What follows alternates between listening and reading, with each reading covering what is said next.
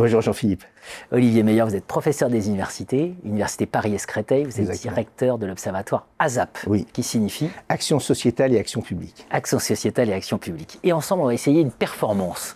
On va essayer de parler des apports de la perspective moscovicienne dans le champ des sciences de gestion et du management. Exactement. Alors, on y va. Alors, resituer rapidement peut-être qui est Serge Moscovici. C'est une figure centrale, comme vous le savez, de la psychologie sociale. Qui est mort récemment, en 2014. Il a ouvert de nombreux champs d'études dans le champ de l'écologie politique. Mais ce qui va nous intéresser aujourd'hui, c'est qu'il a aussi travaillé sur l'étude des minorités actives et de la psychologie collective. Alors, pourquoi en fait cet auteur est intéressant? C'est que naturellement, il a contribué à s'intéresser à l'étude des influences minoritaires et de l'innovation sociale. Et ce qui nous a intéressé dans le cadre de nos travaux, c'est qu'appliqué aux sciences de gestion et de management, il nous semble qu'il peut être une grille de lecture utile et intéressante dans l'étude des processus d'innovation et de changement dans les organisations. Alors là, les minorités, la tyrannie des minorités, c'est le sujet actuel. C'est le sujet actuel qui porte sur la question du coup de l'influence sociale. Et si vous le voulez bien, Jean-Philippe, je vais resituer en fait quel était son apport et son originalité dans la littérature. En fait, il faut bien comprendre qu'à l'origine, l'influence sociale, qui nous intéresse ici, relevait d'un mécanisme de conformisation et finalement, seule la majorité exerçait une influence sur la minorité. En clair, la minorité n'avait pas d'autre choix que de se soumettre à la position majoritaire, au risque sinon d'être rejetée par le groupe. Donc l'influence sociale était étudiée uniquement sous l'angle de la majorité, le potentiel d'influence de la minorité étant minimisé ou ignoré. Et ce qu'apporte Serge Moscovici et ses collègues, je pense ici à Douas, Faucheux et autres, c'est qu'ils vont contester cette vision des choses, à savoir de cette relation systématique entre influence sociale et conformité. Ils vont contester cette relation systématique en proposant une théorie interactionniste du changement autour des questions de majorité et de minorité, comme vous venez de le dire, autour de 3 situations types: la normalisation, le changement dans la polarisation et l'innovation minoritaire. Est-ce que j'ai quelques instants pour présenter en fait ces 3 situations, parce que je les trouve intéressantes. La normalisation, c'est la logique en gros du compromis. Dans ce type de situation, aucun membre du groupe n'a de position, jugement ou de normes particulièrement à défendre. On est en fait dans une logique ni majorité ni minorité, et toutes les positions sont jugées équivalentes. Et donc il va y avoir une négociation tacite qui va voir le jour, avec des réponses coordonnées pour éviter un conflit. Et au bout du compte, on est dans une logique où le consensus va se cristalliser autour du plus petit dénominateur commun, dans une logique de compromis. Donc on n'avance pas vraiment, mais on est dans le statu quo gentillet en gros. Deuxième configuration que je trouve très intéressante, c'est le changement dans la polarisation, où là, cette fois, on est dans une pluralité d'expressions, d'opinions, de jugements et de normes, entre majorité et minorité. Des tensions, du coup, là, vont voir le jour avec des discussions vives, pouvant entraîner un conflit.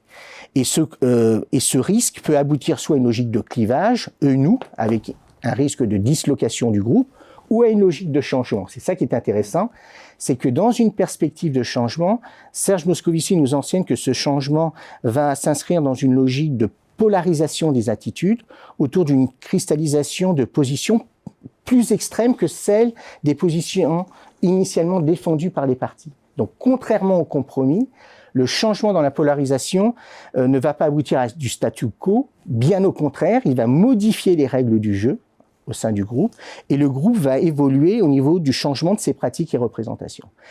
Et mon chouchou, c'est le 3e cas de figure, que je le trouve intellectuellement plus passionnant, c'est l'innovation minoritaire, où là, on est dans une situation où la majorité n'a pas de normes pour répondre à un problème d'intérêt général. Donc là, ça fait faire écho à l'actualité. On est dans un contexte d'incertitude, d'urgence, et dans ce cadre-là, la majorité est dite anomique, elle est en situation d'impuissance, ce qui va donner le champ libre à une minorité qui, dotée de ressources spécifiques et d'un comportement consistant, Serge Moscovici insiste souvent sur l'adjectif consistant, va pouvoir modifier les règles du jeu par innovation minoritaire. Alors, ça c'est un peu la théorie générale, et si vous le souhaitez, je peux dire moi ce que j'en ai tiré comme enseignement pour les sciences de gestion, puisque nous sommes tous les deux professeurs en sciences de gestion. Moi, ce que je trouve intéressant dans la perspective moscovicienne, c'est que c'est une grille qui me semble particulièrement utile, je parle aussi à un professeur de stratégie, dans les relations interorganisationnelles, fusion-acquisition, mais on pourrait parler aussi des coopérations, partenariats, alliances, joint venture, et dans les dynamiques intra-groupe, management d'équipe, car à mon avis, elle a 3 principaux apports. Elle permet d'aborder les processus organisationnels sous l'angle du rapport majorité-minorité et non sous le prisme d'un acteur central comme la gestion aime bien le faire, qui peut être le dirigeant, le top management ou d'un acteur clé, en mettant en exergue les dynamiques à l'œuvre et justement le rôle particulier de la minorité dans le processus d'innovation et de changement. Premier point, me semble-t-il. Deuxième élément que j'ai trouvé intéressant, c'est presque en termes de vocabulaire, c'est qu'elle met au cœur de l'analyse la question des normes et des contre-normes. Intellectuellement, ça m'a intéressé parce que je trouve ce terme à mi-chemin entre les sciences sociales, les sciences juridiques et les sciences de gestion, la notion de normes, et la question des valeurs, et qui sont en plus des éléments intéressants dans la grille de lecture moscovicienne parce qu'elles permettent de détecter des dynamiques sous-jacentes au sein d'un groupe et d'apprécier l'équilibre des forces en présence. Et on est bien là dans l'étude de l'influence sociale. Donc, ce sont des éléments intéressants.